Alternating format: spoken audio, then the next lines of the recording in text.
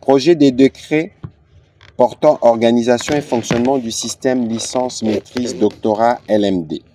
Le ministre de l'Enseignement supérieur et universitaire a présenté le projet de décret portant organisation et fonctionnement du système des licences maîtrise doctorat LMD dans les établissements d'enseignement supérieur et universitaire de la République démocratique du Congo.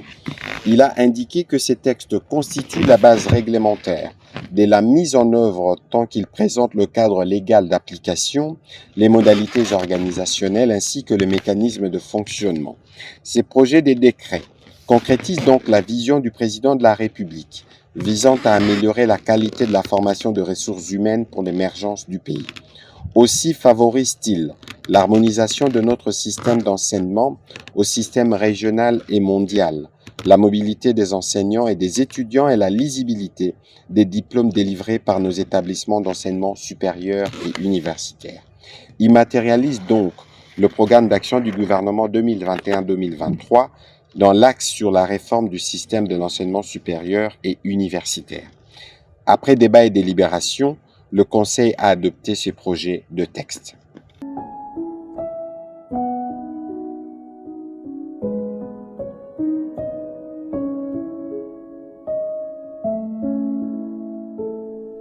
Moi, le système LMD est bienvenu au pays parce qu'il y avait assez de problèmes qu'on devait résoudre. On sait que beaucoup de gens se sont plaints depuis longtemps sur la qualité de l'enseignement, la baisse du niveau des diplômés de la RDC, toutes les tracasseries que nous avions connues lorsque nous devions nous inscrire à l'étranger, les équivalences des diplômes, la rétrogradation des étudiants congolais, toutes ces choses-là faisaient en sorte qu'on devait quand même à un certain moment essayer de mettre de l'ordre. On devait améliorer les choses. Et le système LMD en République démocratique du Congo a commencé la mise en œuvre a commencé il y a 3 ans et la préparation a commencé il y a, je crois, 5 ans. LMD qui est une licence master, doctorat,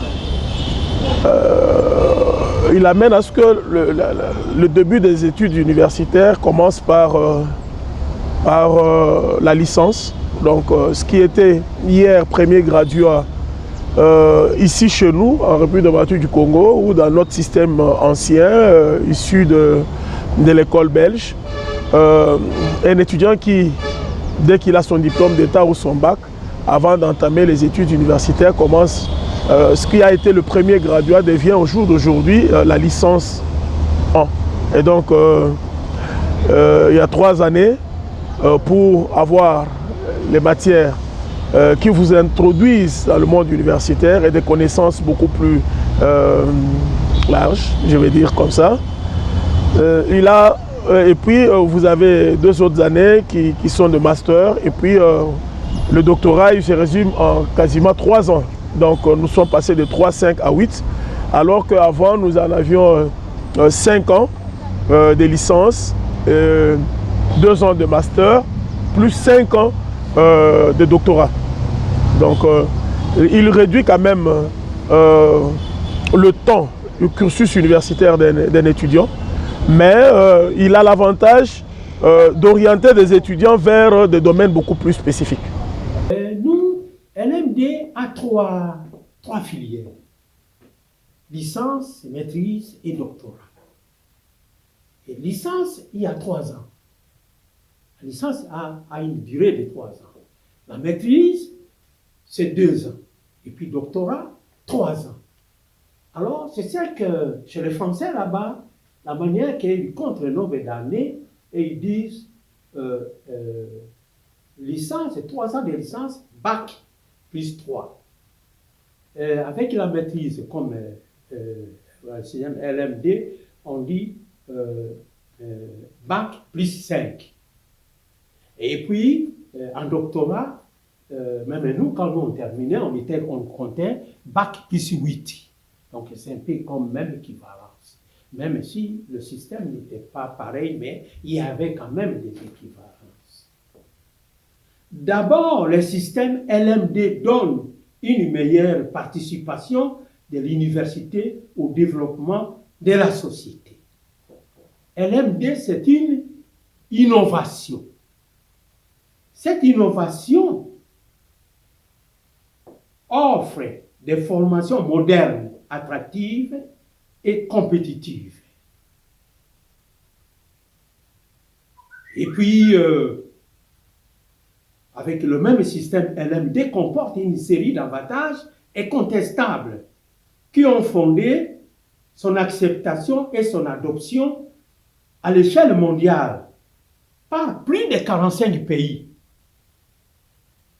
qui ont homogénéisé et harmonisé les enseignements et la recherche. Il faut dire que LMD, ce n'est pas un système congolais. LMD, c'est un système devenu européen, mais l'Europe a axé ça sur les anglo-saxons. Alors, qu'est-ce que ça a été pour l'Europe? Il faut savoir ce qu'était LMD, c'est-à-dire licence. Il s'agit des études universitaires. La licence, le master et le doctorat. En quoi ça consiste en Europe, en fait? LMD, ça consiste à réorganiser les études universitaires. De quoi s'agit-il? Il s'agit d'organiser les études universitaires. Au lieu de dire première année de licence, deuxième année de licence, et puis la maîtrise, et puis le doctorat, il faut maintenant former les étudiants donc par semestre. Donc ce qui se passe actuellement en Europe, c'est quoi? C'est un système qui a été mûrement réfléchi, mûrement pensé et le système LMD n'est pas seulement un système qui est appliqué en RDC. C'est un système qui vient dans le monde occidental. Et comme nous sommes toujours des cobayes, nous voulons faire ce que l'Occident fait. Et voilà, nous avons importé ça dans cette philosophie occidentale. Si ma mémoire est encore bonne, dans le temps, il y avait le graduat qui avait 2 ans et la licence 1 année. Dès que notre pays avait accédé à l'indépendance, c'est le système qui était appliqué. Mais à ce moment-là, les conditions étaient bonnes. Ça donnait aussi de très bons résultats. Il y a eu des réformes et dans ces réformes, on a compris que les conditions de travail et des étudiants et aussi des enseignants n'étaient plus comme avant. C'est comme ça on est arrivé à augmenter la durée de l'apprentissage par rapport à l'étudiant. C'est comme ça que le graduat va monter pour 3 ans et la licence, on va ajouter les 2 ans. Et nous voici aujourd'hui revenir dans cet ancien système. Il faudra un temps d'adaptation. Parce que la toute première année, quand on a lancé ça, nous avons remarqué qu'il fallait fondre tous les enseignements. Et les enseignements ont eu d'autres dénominations. Les dénominations influent sur le contenu même de ces enseignements-là. Et donc, les enseignants, les professeurs avaient déjà réfléchi là-dessus. Je crois que la réflexion doit continuer, mais évitons à ce que cette adaptation soit le modèle calqué pur et simple de l'Europe. C'est l'occasion ou jamais pour nous de repenser notre système éducatif, notre système universitaire et l'adapter non seulement aux exigences de l'LMD comme ça se passe en Europe, mais aussi aux besoins des formations des filières que nous voudrions promouvoir afin d'engranger dans ce pays un développement intégral. Les étudiants deviennent, comme on les appelle, le rat de la bibliothèque. Le professeur, il peut donner dans son cours, en présentant son cours, il donne l'essentiel avec la bibliographie et les étudiants vont recourir dans les bibliothèques. Et ils viendront tout simplement échanger avec le professeur et puis ça y est, le cours est complet. Donc, d'abord la pratique et puis très peu de théorie. Donc, c'est pour un intérêt sur la professionnalisation. Donc, on devait savoir, se poser la question, de quel type d'ingénieur le pays a besoin? Quels sont les besoins du pays? Et quelles sont les compétences que cet ingénieur doit faire preuve, doit détenir? C'est comme cela qu'on va élaborer un programme de formation qui n'est pas encombré de superflus, mais qui est constitué de l'essentiel des matières qui doivent donner à l'apprenant les compétences nécessaires pour qu'il puisse être dans la profession. Et donc, c'est un système centré sur la spécialisation des étudiants. Et il faut donner la possibilité à nos enfants, à ceux qui étudient ici et qui voudraient aller se spécialiser ailleurs ou continuer d'autres cursus universitaires ailleurs, à pouvoir s'adapter rapidement par rapport à la manière dont les études sont organisées un tout petit peu ailleurs. Le système LMD devait aussi nous permettre d'harmoniser les programmes d'études, tant au niveau national, au niveau régional et qu'au niveau international. Nous sommes, le LMD est ici du processus de Bologne et il y a déjà des universités dans d'autres économies avancées qui fonctionnent déjà suivant le système LMD.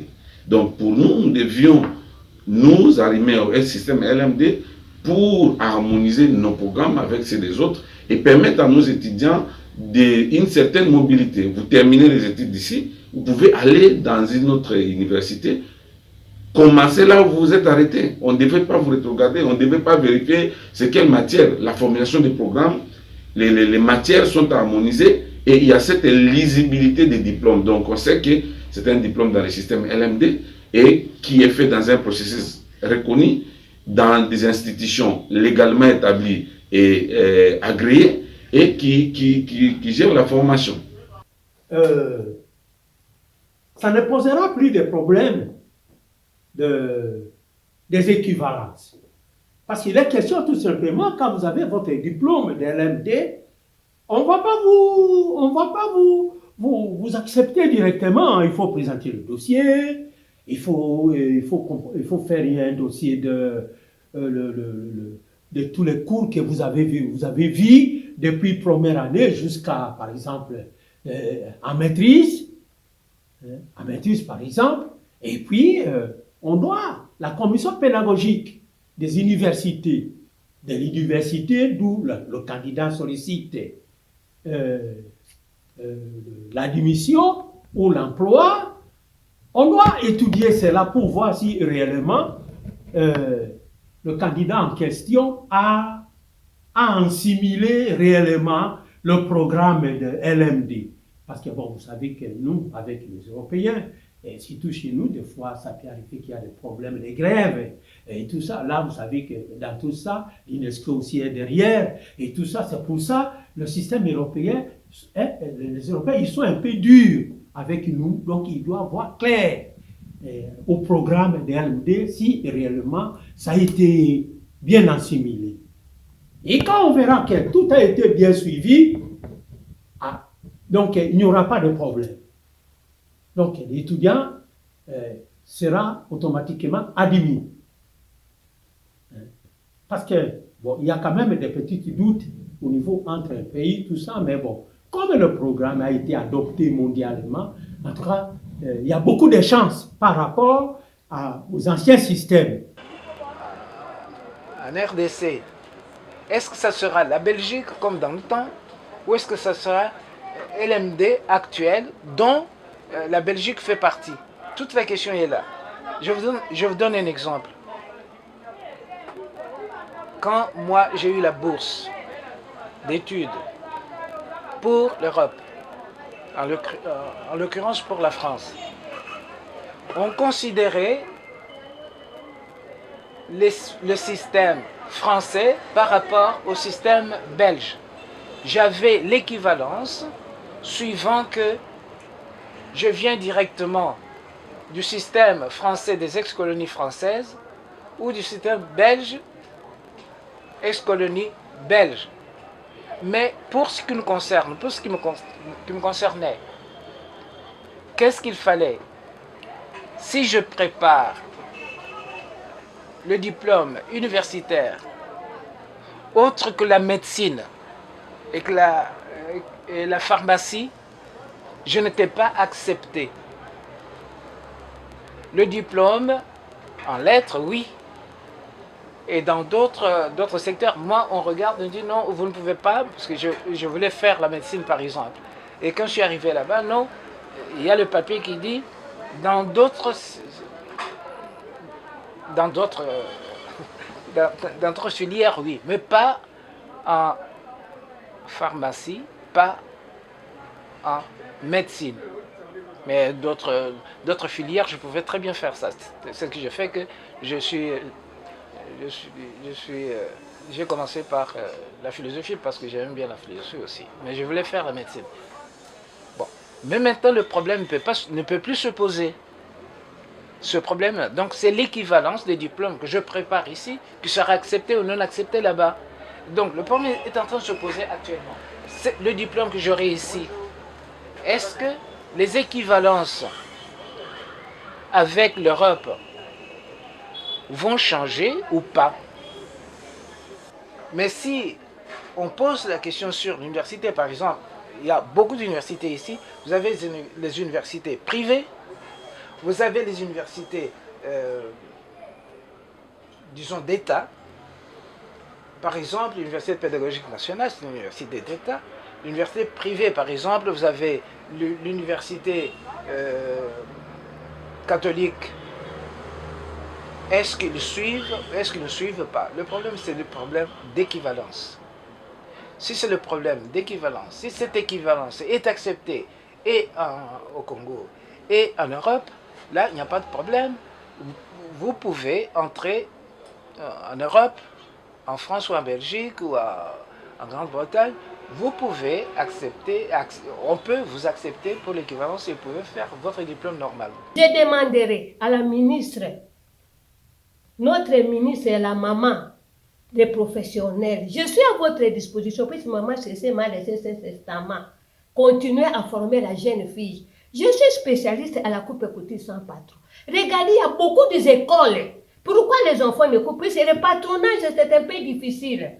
Mais les coupes couture sans patron, ce que j'ai fait, c'est LMD qu'on vient maintenant de publier. Avec cette méthodologie que j'ai faite, ça va faciliter aussi la tâche à tout le monde qui va apprendre la couture, de bien coudre et bien couper. Il a été difficile de pouvoir l'instituer en République démocratique du Congo parce que nous avions longtemps gardé notre ancien système belge. Et aussi, il y a d'autres impératifs, il y a d'autres préalables pour pouvoir bien l'instituer en République du Congo. Et notamment des bibliothèques. Nous avons des bibliothèques qui sont vieilles, dont vous trouvez les ouvrages qui sont vieux de 10, 15, 20 ans. Et nous sommes en retard de la recherche, par rapport à la recherche. Donc le système LMD voudrait qu'un enseignant vienne, il introduit son cours, et puis les étudiants vont aller, un cours plus la bibliographie qu'il aura utilisée, il va orienter les étudiants vers la recherche. Et donc, mais cette capacité-là est très faible. Et je crois que le système LMD va nous poser problème. Il va falloir aussi réformer notre enseignement primaire et notre enseignement secondaire afin que le produit qui viendrait à l'université soit un produit capable de s'adapter à ce système. Nos universités n'ont pas été préparées pour LMD. Parce que d'abord, nous avons des difficultés dans notre enseignement.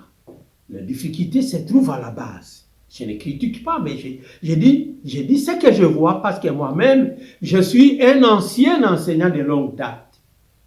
J'ai enseigné à l'école primaire, à l'école secondaire et aujourd'hui 12 ans à l'université. Je vois déjà beaucoup d'inconvénients du programme, le respect du programme depuis le primaire jusqu'à l'université. On a l'impression que quand on arrive à l'université, si l'étudiant n'a pas pu assimiler toutes les matières, la charge revient au professeur. Le professeur ne peut pas assimiler, ne peut pas prendre la charge depuis l'école primaire, secondaire et à l'université. Hein? Voyez-vous, vous ne voyez pas la charge qu'il y a. Et donc le professeur est obligé maintenant d'enseigner la grammaire française. Et le professeur est obligé maintenant d'enseigner l'équation. Ce n'est pas possible. Parce que cette charge devrait être assimilée depuis le primaire, secondaire et à l'université. Donc c'est tout simplement, il restera tout simplement la complémentarité. Hein? Qui, malheureusement, nous n'avons pas commencé par améliorer les conditions de travail, que ce soit pour les étudiants ou pour les enseignants. On est revenu dans ce système LMD qui, comme philosophie éducative, est bonne, mais malheureusement, en ce qui concerne notre pays, il y a des préalables qui n'ont pas été appliqués. Comme préalable, selon notre constat, ce sont des réformes qui devraient commencer depuis l'école primaire et secondaire, et au niveau secondaire, voir dans quelle mesure on devrait consolider la langue d'apprentissage, consolider un enseignement inculturé selon nos besoins. Et au niveau universitaire, ça devrait accompagner entre ces petits temps de la théorie pour cimenter ça avec la pratique. Mais malheureusement, on n'a pas fait de réformes au niveau primaire et on est allé au niveau universitaire. Et quand nous sommes avec ces étudiants, nous constatons qu'il y a plus de difficultés qu'avant. Et nous sommes en train de penser que le résultat que nous aurons, au même moment qu'on a vu seulement le contenant et non pas le contenu, nous risquerons d'avoir le même résultat, même plus pire qu'avant. Ceux qui hésitent, tout changement prend du temps. On va s'améliorer au fur et à mesure que nous avançons. Mais définitivement, les avantages pour les enfants, pour nos étudiants, pour nos élèves, demain sera le meilleur. Un autre problème que je voulais souligner, c'est qu'en même temps que le système LMD avance, en même temps qu'au niveau de la base, l'école primaire, l'école secondaire, il faut que là aussi on renforce. Ce que je crains, c'est à cause de la gratuité de l'enseignement que les enseignants du primaire et du secondaire se découragent, mais ils ne devraient pas l'être. L'État devrait prendre ses responsabilités pour mettre les enseignants dans les conditions où ils fassent bien le travail de la formation. Ça devait être parmi les plus grands investissements du pays. On ne peut pas se développer sans ressources humaines. Je vous assure, quand je parle surtout de l'intérieur, dans ces systèmes LMD, je vous assure que c'est du poison. Ce n'est pas autre chose, nous ne pouvons pas utiliser un autre terme qui n'est que du poison. C'est pour dire que notre système éducatif est empoisonné. Comment dans ces systèmes de LMD, les préalables que nous avons cités, il faut des labos. En dehors des labos, nous avons aussi des bibliothèques. Mais ces étudiants qui se retrouvent sans bibliothèque, sans labo, et qui n'ont qu'une seule source scientifique, c'est l'enseignant.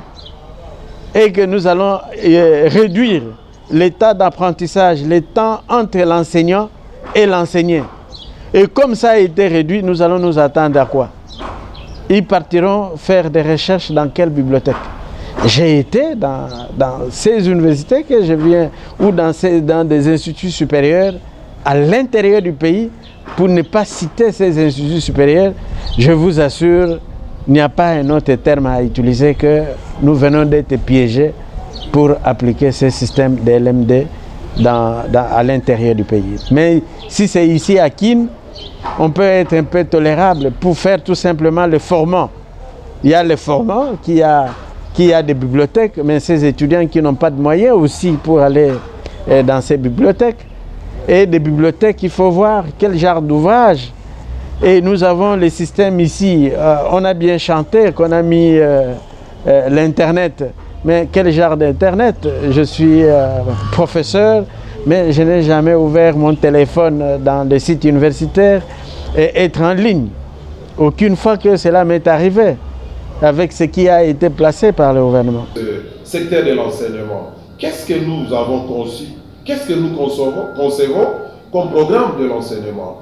Pour quel développement? Pour combien d'années ce développement? Le programme de l'enseignement doit tenir compte du développement de la communauté.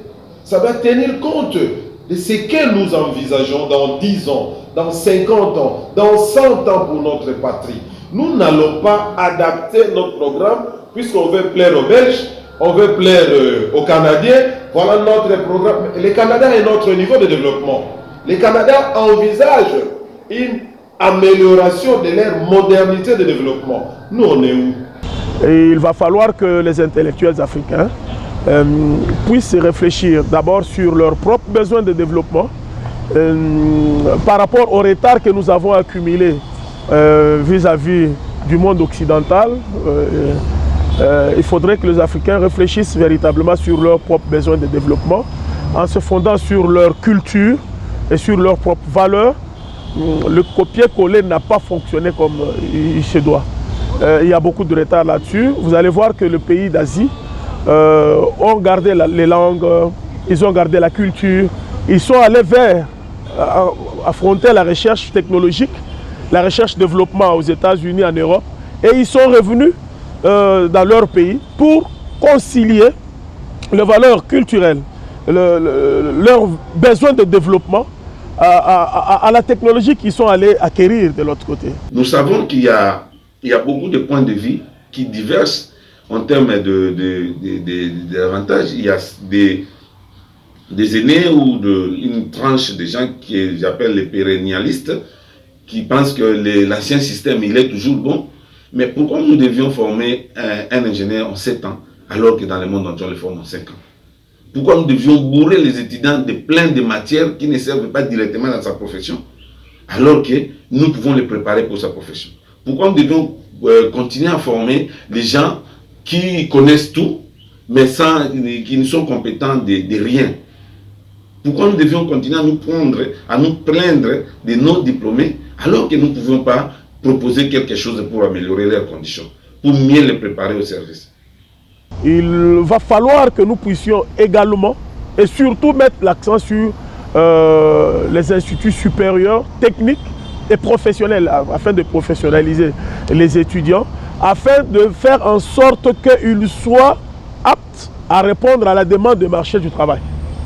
Vous savez, avec notre système que nous avions avant, vous avez des étudiants qui sont éjectés sur le marché de l'emploi, mais qui, quand ils ont trouvé du travail, ils ne répondent pas aux besoins du marché du travail. Et encore qu'il faille que ces entreprises organisent des formations professionnelles à l'interne, afin que ces étudiants-là puissent correspondre aux besoins réels du marché. Donc, le point de vue, il y a ceux qui pensent qu'on n'est pas prêt. Oui, il y a des problèmes pour notre système LMD. Le système LMD, par exemple, prévoit que les étudiants ont un tiers de leur temps pour la lecture. Le problème, c'est quelle est la qualité et le niveau de nos bibliothèques actuellement. Un effort doit être fait de ce côté-là. Les laboratoires, nous avions bénéficié de 7 laboratoires par le financement de la Banque mondiale. Mais les LMD maintenant généralisés au niveau national. Qu'est-ce que le gouvernement a prévu? Quelle est la politique d'acquisition des laboratoires pour tous les pays, parce qu'il y a des institutions supérieures là-bas. Nous étions 7 écoles pilotes qui avaient bénéficié des financements de la Banque mondiale. Mais toutes les autres écoles, comment ils vont faire avec les laboratoires? Nous avons à peu près 630 quelques instituts supérieurs et universités en République démocratique du Congo.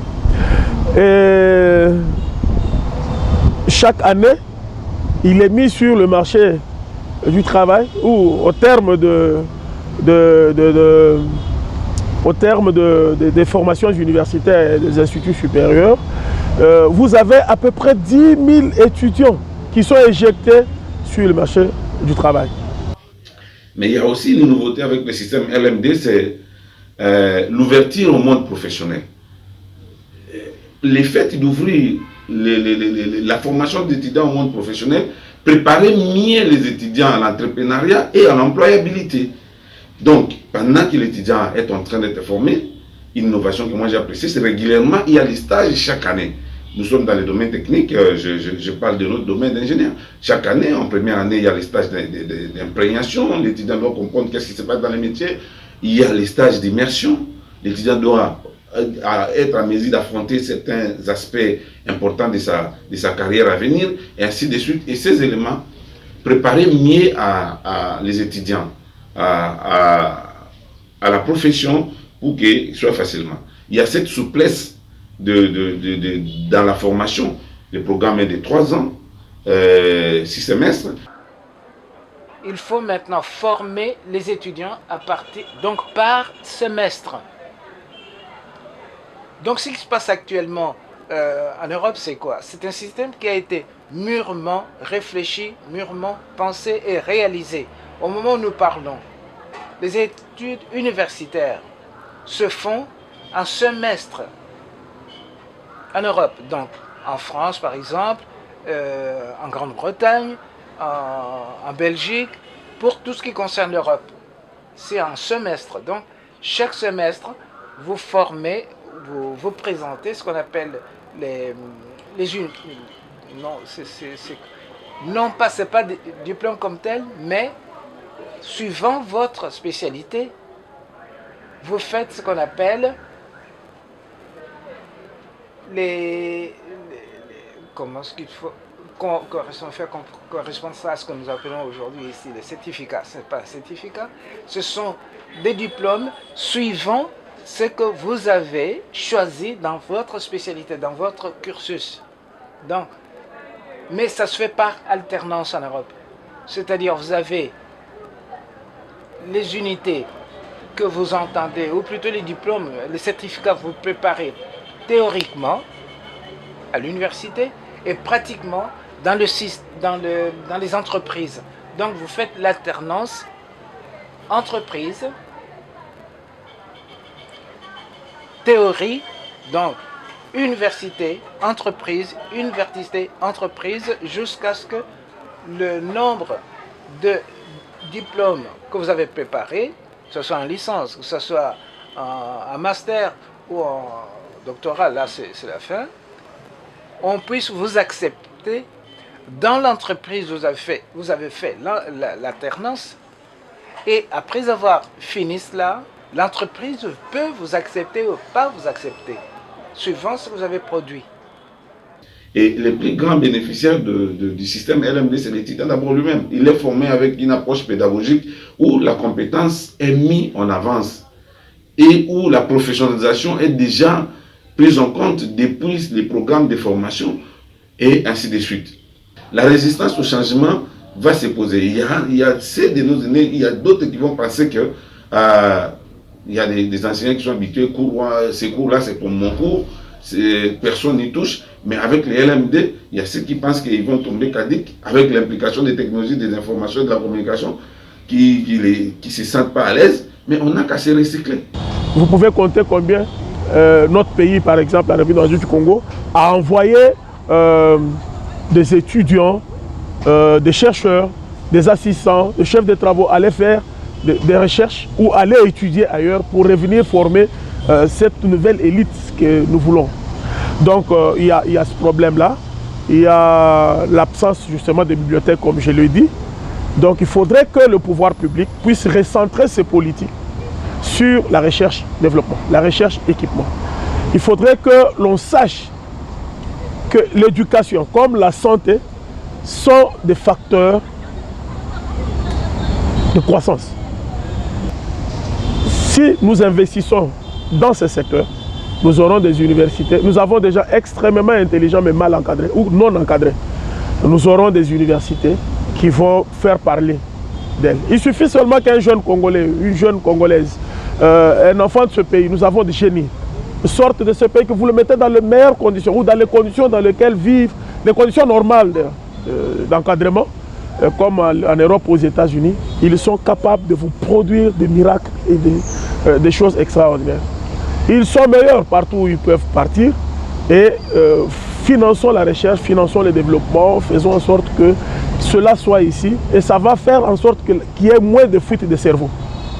Qu'il y ait moins de fuite de cerveau et que des gens intelligents aujourd'hui, parce qu'ils doivent répondre aux besoins de l'alimentation, ils partent en Europe, aux États-Unis ou ailleurs. Dès qu'ils ont trouvé de quoi manger, ils ont oublié, c'est l'essentiel pour eux.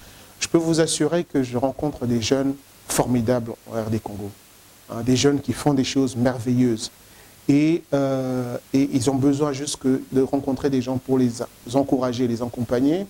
Et je suis vraiment, personnellement, je suis agréablement surpris de constater toute la dynamique qu'il y a localement au sein de certains jeunes.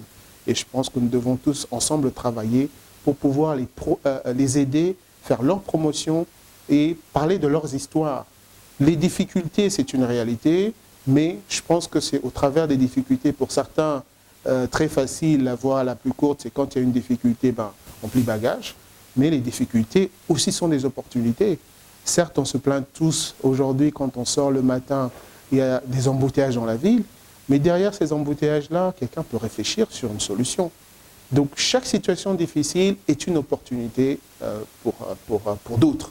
Mais il faut que l'entreprise soit au contact de ce qui est en train de se former à l'université. C'est encore une gageure. Je constate que souvent, il y a des étudiants ou des étudiantes souvent, je fais la pompe, je pars avec ma voiture, parce qu'il y a une jeune fille qui me dit « Bonjour professeur », moi je pose la question, comment vous savez que je suis professeur? Vous m'avez enseigné. Ah bon? Je vous ai enseigné pour que vous fassiez le pompiste. C'est ce qui se passe souvent ici. Mais qu'est-ce que je peux faire? Il faut bien que je gagne quelque chose. Donc, il a le diplôme. Très bien, apparemment, très bien. Mais, il est pompiste. Ou elle est pompiste. Je disais tantôt que dans notre pays, on nous forme comme des exécutants, comme des demandeurs d'emploi.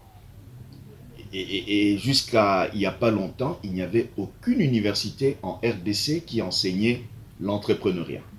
Donc c'est tout récent. Même le ministère des PME, le ministère de l'entrepreneuriat, il est des créations récentes. Pendant très longtemps, c'était une sorte d'appendice collé au ministère de l'économie, collé au ministère de l'industrie, où il est arrivé même qu'il soit collé au ministère du commerce extérieur. Mais depuis un temps, on a pris conscience qu'il fallait mettre sur pied un programme de développement de l'entrepreneuriat avec un cadre théorique, un cadre logique bien structuré, assis sur un diagnostic très sérieux qui veut apporter la révolution. C'est une révolution culturelle par rapport à l'emploi, mais c'est aussi une révolution culturelle par rapport à notre façon de concevoir l'économie. Grâce à ce programme, nous allons ajouter de la valeur sur nos ressources naturelles, de nous-mêmes, en interne. Et c'est de cette façon que nous allons créer de la valeur, et cette valeur pourra être étendue et circuler à travers le monde avec le label Made in DRC, Made in Congo. Bon, chose étonnante est quoi? À l'époque de Mobutu, on portait à la congolaise, donc Made in congolaise. Donc, les autorités confectionnaient. Tout le monde qui était couturier à cette époque ou bien couturier peut témoigner. Mais actuellement, avec les nouvelles autorités qui sont arrivées, On achète tout, que ceux qui viennent de l'Europe, même pour porter la blouse comme j'ai porté, c'est cousu par moi-même. Hein? Voilà. Là, ça, c'est la costume, la veste dame avec des coupes. Alors maintenant, il n'y a plus d'innovation pour ça. Nos étudiants ne sont pas nécessairement moins intelligents, mais ils ont été mal encadrés. Le système LMD peut offrir un encadrement plus rigoureux, mais il faut mettre les étudiants dans des conditions où ils doivent travailler. C'est vrai qu'il y a beaucoup de défis à relever parce qu'effectivement aussi, quand on regarde un petit peu notre cursus éducatif, le système éducatif, la culture de l'entrepreneuriat n'est pas suffisamment développée et également le ministère de l'entrepreneuriat PME a décidé à la rentrée scolaire 2022 d'instaurer un cours sur l'entrepreneuriat et ce programme s'appelle Prodige. Donc on voit très bien qu'il y a une prise en compte de ces réalités-là afin de développer cette culture d'entrepreneuriat qu'on voit suffisamment développée surtout dans les pays anglo-saxons. Voilà la nouvelle vision. Et donc, j'ai rappel pour le jeune. D'ailleurs, ceux d'aujourd'hui ont eu une chance que nous autres n'avons pas eue lorsque nous étions à l'université. Le gouvernement a mis en place un autre projet qui s'appelle Prodige. C'est le projet ou le programme de développement de l'innovation de la jeunesse. À travers ce projet ou ce programme, les enseignements sur l'entrepreneuriat vont être introduits dans tout le programme de l'enseignement en RDC dès l'école primaire. Ça, le ministre d'État, le ministre Eustache Moündi, qui est en charge de l'entrepreneuriat, le dit, et il y tient, il insiste. Et donc, aujourd'hui, les jeunes universitaires ou les jeunes qui sont à l'université ont une chance que nous n'avons pas eue. Voilà, moi j'encourage ceux qui sont à l'université de pouvoir rester attentifs et de ne pas rater cette opportunité parce que c'est quelque chose qui va transformer ce pays et qui fera que la jeunesse congolaise sera contributrice de manière essentielle à l'animation de la vie économique de notre pays. Au niveau de l'éducation comparée, ce qui est vrai, l'apprentissage sur place permet à ces étudiants, comme ils sont formés selon les impératifs du milieu, ils seront beaucoup plus compétitifs par rapport à ceux qui viennent de l'extérieur. Parce que ceux qui viennent de l'extérieur, oui, la science est universelle, ils sont formés d'abord pour rendre service par rapport à ces milieux. Parce que l'université, comme l'institut supérieur, c'est pour résoudre les problèmes de la société. Et là où l'université est implantée, c'est aussi pour répondre, c'est vrai au niveau de la recherche fondamentale, l'université comme univers, pour répondre aux problèmes de l'avancement de la science, ça c'est ce qui est correct. Mais comme c'est pour répondre d'abord aux problèmes de la société, nous encourageons ceux qui sont sur place. Ceux-là, ils seront beaucoup plus compétitifs parce qu'ils sont formés en fonction des impératifs de notre propre milieu. Mais par rapport à ceux qui viennent, c'est vrai, j'ai cité les cas de l'éducation comparée. Dans le temps, nous prenons le cas du système de la Chine qui envoyait les apprenants dans les différents milieux et qui revenaient avec la technologie appliquée dans ces milieux. Malheureusement, chez nous, quand nos formés reviennent, ils reviennent non pas pour créer l'adéquation ou l'adéquation entre la formation et l'emploi, mais par contre, ils rentrent comme un terrain conquis et ils viennent chanter par rapport de là où ils ont été formés. Alors, ils devraient rester et rendre des services par rapport à ces milieux. Mais quand ils viennent ici, ils chantent que voilà, nous avons été dans telle université, voici ce que nous avons fait et voici comment ça s'est fait là-bas. Il n'y a que cette chanson et généralement, ça ne répond pas à nos besoins. C'est comme ça qu'à une époque donnée, je vois encore ceux qui soutenaient leur thèse dans le pays étranger, quand ils le revenaient, on les soumettait dans un autre exercice ici chez nous pour voir si leurs recherches si la formation qu'ils ont suivie, ça peut rendre utile, ça peut rendre service, ça peut faire avancer, ça peut résoudre nos problèmes. Voilà, et malheureusement que ce système a été abandonné. Je crois que c'était un très bon exercice qui a mené ceux qui venaient à faire l'intégration, de les amener dans les circuits professionnels de nos milieux. Des pays comme la Chine, la Corée, la Thaïlande et d'autres pays, disons, ils ont eu cette politique d'identifier, de recenser, de mobiliser des cadres, des étudiants brillants et de les envoyer ailleurs, acquérir des connaissances et venir dupliquer ce qu'ils ont reçu dans leur pays. Je suis couturière. Bon, ce n'est pas pour rien que j'étais devenue couturière, donc j'ai eu ma formation au centre féminin Maman Mobutu. Je suis de la première promotion du centre féminin et quand j'avais distingué avec 80%, j'étais engagée au centre des féminins. Alors après ça, j'ai terminé et à partir de Guadeloupe, je continue mon travail de couture et puis de donner cours aussi. Et puis j'ai cousu beaucoup des habits là-bas, famille présidentielle, des gens qui venaient de Centrafrique et partout, même dans les hôtels. Alors c'est moi qui dirigeais la couture pendant la partie État pour couper les habits en selle, pour la confection de toutes les autorités qui venaient pour tout ce qui s'est passé à l'époque là. Alors actuellement, je suis spécialiste de la couture sans patron, donc avec mes recherches. J'ai vu que le patronage était un peu compliqué. Avec mes recherches, j'ai rendu ça sans patron. Je prends prélève les mesures, j'adapte les mesures.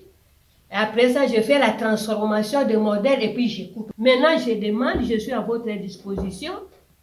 Tout le monde qui aura besoin de moi pour que, comme dans les 5 chantiers de notre président actuellement, Félix Tshisekedi, je vois beaucoup sa maman, il n'y a que de se donner aussi la peine de former les jeunes filles. Surtout dans les professionnels. Je suis à la télévision. Mais que les professionnels, ce n'est pas la couture de l'étranger. Que ça soit made in Congo. On doit s'habiller à la congolaise. Mais pas à s'habiller toujours avec les histoires là, des Indiens. Vous voyez que même les jeunes filles maintenant, portent que des pointes, puisqu'il n'y a pas de bonne confection. C'est l'occasion ou jamais pour nous de repenser notre système éducatif, notre système universitaire et l'adapter non seulement aux exigences de LMD comme ça se passe en Europe, mais aussi aux besoins de formation des filières que nous voudrions promouvoir afin d'engranger dans ce pays un développement intégral.